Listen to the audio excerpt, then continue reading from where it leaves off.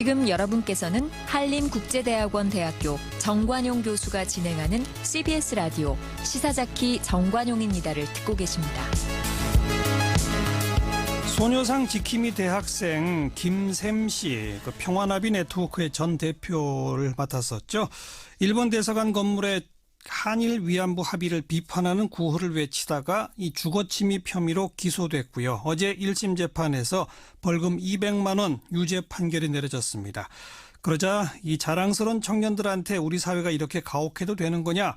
벌금 모금 운동 당장 시작하자. 이런 목소리들이 지금 나오고 있네요. 자, 김샘 학생을 전화 연결합니다. 안녕하세요. 안녕하세요. 네, 검찰이 구형했던 건 징역형이었죠? 네, 징역 1년 6개월 구형을 했었습니다. 그 1년 6개월 구형받았다고 저희 프로에 나와서 이야기했던 게 참 며칠 안 지났어요. 그죠? 네. 그런데 어제 200만 원 벌금형 선고, 딱 선고를 받고 기분이 어땠습니까? 법정에 서서 이제 판결문을 좀 들었는데요. 이제 판사님이 제가 이제 한 건의 사건으로 병합되긴 했지만 총 4건의 사건이었는데 예. 이 4건의 사건은 모두 유죄라고 판결을 하셨던 거라서 예. 사실 좀 많이 안타까웠던 것 같아요. 예. 그러니까 일본 대사관 건물 안에 들어가서 구호 외친 거, 그죠? 네. 그다음에 또 광화문에서 이 동상 점거 시위 뭐 이런 것들 그런 것들이죠? 네, 그것도 하나 있고, 네, 소녀상 지킴이 농성시에 했던 기자회견문 낭독이랑, 이제 역사박물관 앞에서 기자회견 했을 때 사회 보는 거, 이렇게 네. 4건. 네. 재판부도 판결을 하면서 이게 사회적 논란이 이어지고 있고 또 개인적 이익을 위한 행위가 아닌 점을 고려했다. 그러니까 검찰은 뭐 1년 6개월 실형이라는 무시무시한 형을 청구했는데 그냥 벌금 200만 원을 그래서 선고한다. 이런 취지의 판결문을 남겼던데 그건 어떻게 네. 보십니까? 나름대로 고민을 하셨던 것 같은데, 그럼에도 불구하고 저희 측이 주장한 것이 거의 다 받아들여지지 않았고, 네 사건 다 유죄라고 판결을 하셨기 때문에, 예. 좀 아쉬운 점이 많이 있는 것 같습니다. 아쉬운 점이 많다. 네. 그러나 일본 대사관 건물을 막는데도 밀치고 들어간 것은 주거 침입이다. 이런 거는 현행법상 또 어쩔 수 없는 측면이 있다고 보이진 않으세요?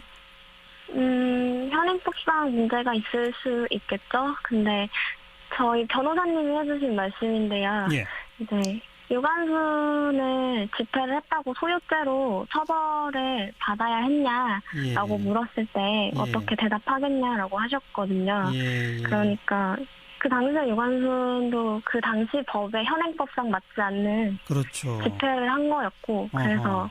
이제 판사는 유죄라고 했었던 건데, 네. 물론 저도 현행법상 그럴 수 있지만 네. 사실은 그거를 그럼에도 불구하고 저는 그 얘기를 하려고 한 사람이 네, 한 사람이었다. 예. 이야기를 드릴 수밖에 없을 것 같아요. 예. 네. 현행법 위반이라 하더라도 나는 그 행동을 하지 않을 수 없었다. 그 말씀. 네. 항소할 계획인가요? 네, 항소를 할 계획이 있습니다. 네. 200만 원 있어요? 네? 200만 원 있어요? 뭐 저한테는 없죠. 뭐 이 판결 결과 나오고 주변에서들 뭐라 그럽니까? 부모님 좀 걱정을 하셨고요. 네. 네, 친지분들도 급 연락을 해주셔가지고 예. 괜찮으냐고 많이 안부를 물어봐 주셨고, 예. 몇 분은 그래도 1년 6개월보다는 많이 축소돼서 다행인 것 같다. 이런 여러 반응들이 있는 것 같아요. 예. 이 벌금 우리가 모금해주자 이런 운동도 벌어지고 있다면서요?